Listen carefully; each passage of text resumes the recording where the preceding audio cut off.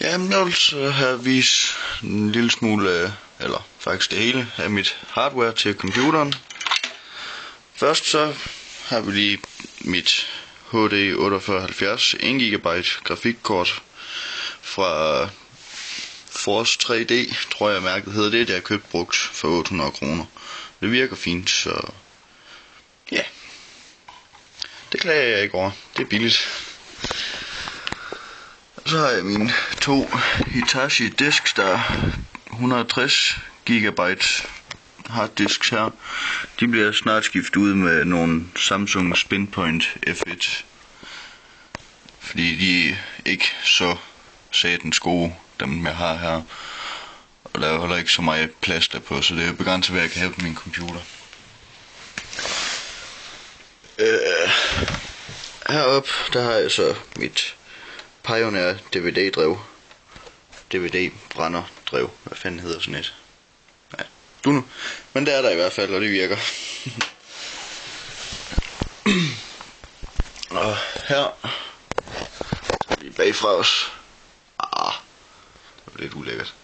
Nå, men det er i hvert fald min nuværende strømforsyning. Det er en Sempra 500 watts strømforsyning. Den bliver også snart skiftet ud med en Corsair, fordi den kan simpelthen ikke trække mit HD 4870, fordi der leverer den ikke nok strøm til. Pissefedt. Jeg prøver lige at tage min RAM op her. Der er også lige et Corsair emblem på min albue.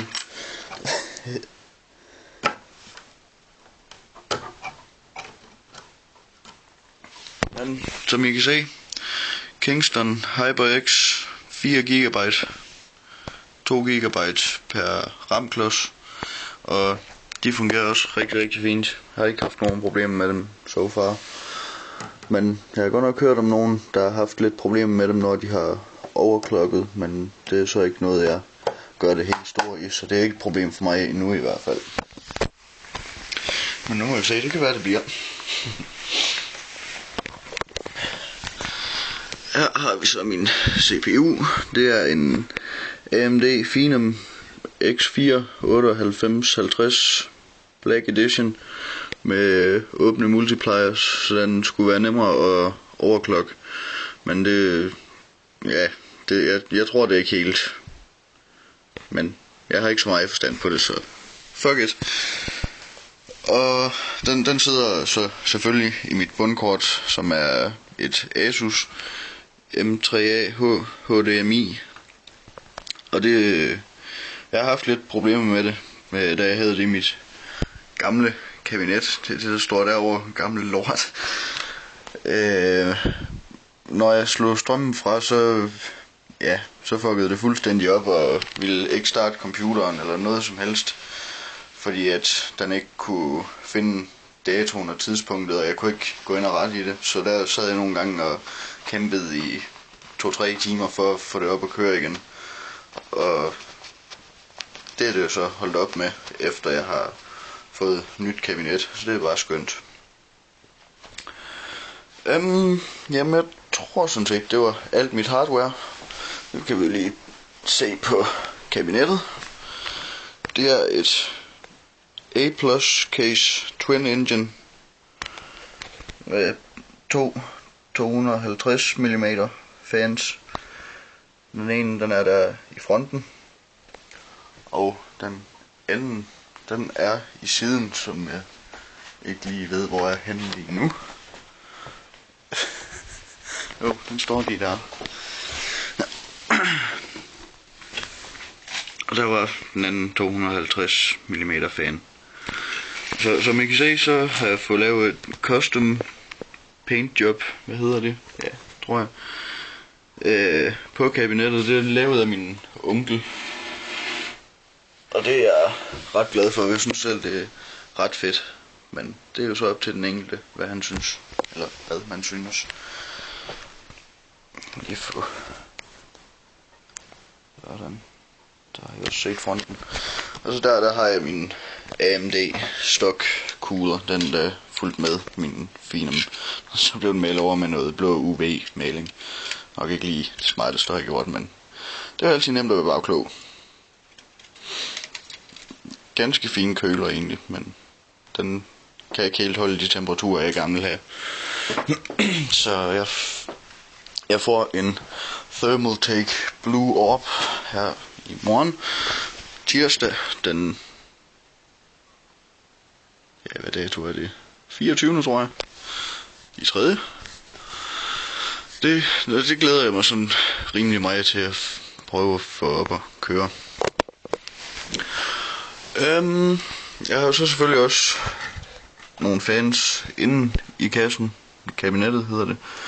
Jeg har en i bagenden af kabinettet, som spytter luft ud, som I kan se. Og det er Sunbeam blæser, eller en Sunbeam blæser med blå LED-lys. Og så har jeg en i toppen også med blå LED-lys. De larmer ikke ret meget og fungerer rigtig fint, så det er jo bare dejligt. Og så har jeg selvfølgelig også lavet lidt cable management, som det jo så fint kaldes. Det ser ikke så fantastisk ud lige nu, fordi at det ikke er sat til noget endnu. Jeg håber på, at det bliver bedre, når tingene bliver sat til. Men jeg har en... Er det?